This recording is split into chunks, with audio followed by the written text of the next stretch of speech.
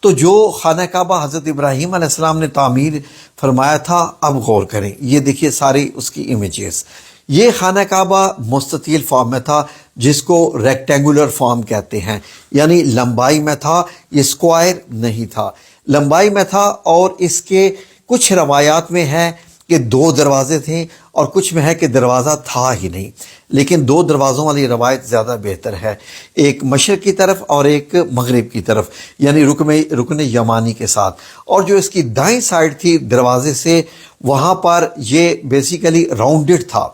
Rounded کیسی shape تھی؟ اگر میں آپ کو ٹاپ ویو سے دکھاؤں تو جو لیٹر ڈی ہوتا ہے، ڈی لیٹر میں اگر آپ ڈی کا جو سرکل ہے اس کو آگے گھما دیں، آگے لے کے آ جائیں، اور مطلب ریکٹینگولر فارم میں ڈی ایسے ہو، تو ایسے ٹاپ سے یہ مطلب سرکل بنتا تھا۔ اگر آپ غور کریں ناظرین، تو آج کا خانہ کعبہ جو بھی ہے، اگر آپ جو حتیم کا ایریا دیکھ رہے ہیں، حتیم کا وہ ایریا ہے جس میں پرنالہ آ کے گرتا ہے، جس میں دونوں طرف دروازے ہیں، لوگ نوافل ادا کرتے ہیں، اگر اس کی تعمیر بھی اوپر تک کر دی جائے، دروازوں کو بھی بند کر دیا جائے، تو یہ مکمل وہ بن جاتی ہے جو حضرت ابراہیم علیہ السلام کی تعمیر ہے، کچھ فرق کے ساتھ۔ وہ کیا فرق ہے؟ آپ غور سے سنیے۔ پہلے تو آ جائیے حضرت ابراہیم علیہ السلام کی تعمیر۔ حضرت ابراہیم علیہ السلام کی تعمیر میں جو مغربی دیوار تھی خانہ کعبہ کی، یعنی کہ رکن یمانی سے رکن عراقی تک، یہ 51 فیٹ 51 فیٹ 8 انچ تھی، اور رکن شامی سے رکن عراقی تک جو تھی وہ 32 فٹ 10 انچ تھی۔ رکن یمانی اور حجر اسود کا بیچ کا جو ایریا ہے، جو بائیں سائڈ والی بنتی ہے دیوار، وہ 33 فٹ 4 انچ تھی۔ اور جو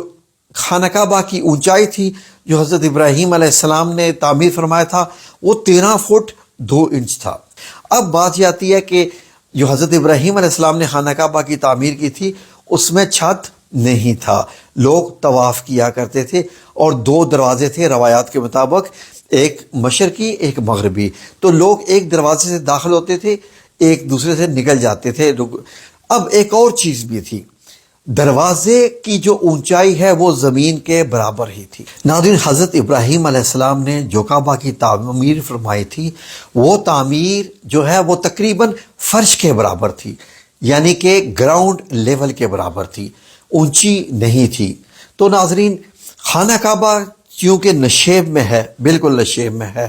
تو جب بھی بارش ہوتی تھی، چاروں طرف سے پہاڑوں سے پانی آ کے یہی جمع ہو جاتا تھا۔ تو ناظرین، جب نبی کریم صلی اللہ علیہ وآلہ وسلم کی تعمیر ہوئی، تو اس کے بارے میں یہ کہا جاتا تھا کہ ایک عورت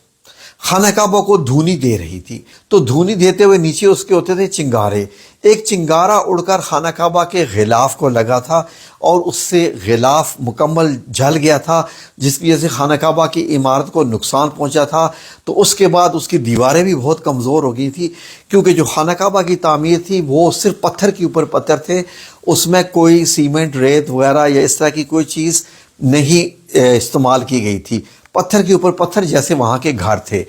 تو اس کی وجہ سے جب خانہ کعبہ کو نقصان پہنچا تو تعمیر کی گئی تھی۔ اس تعمیر میں کیا ہوا کہ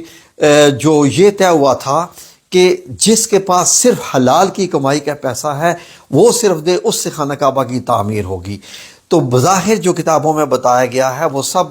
یہی ہے کہ پیسے کم پڑ گئے تھے، اس لیے وہ جو ڈی والا جو راؤنڈ تھا خانہ کعبہ کا، اس راؤنڈ کی دیواریں اونچی لے کے جانے کے لیے پیسے ہی نہیں بچے تھے، کم پیسے پڑ گئے تھے، تو ریکٹینگولر شیپ کی بجائے اس کو اسکوائر شیپ میں بنا دیا گیا تھا۔ اور اب بیچ میں پھر حتیم کی جگہ بن گئی، انہوں نے یہ حتیم کی جگہ بنا دی، اور بعد میں وہ پھر ٹینٹ لگا کے یہاں پر بیٹھے رہتے تھے۔ تو یہ خانہ کعبہ کا وہ حصہ ہی ہے جس کو شروع میں فرشتوں نے تعمیر کیا تھا، بعد میں سیدنا حضرت آدم علیہ السلام نے تعمیر ارشاد فرمایا تھا۔ تو یہ جو تعمیر ہوتی آئی تھی وہ تو ایک علیحدہ سے ویڈیو آپ کے لیے بناؤں گا، لیکن آج کا صرف یہ ڈیفرنس ہے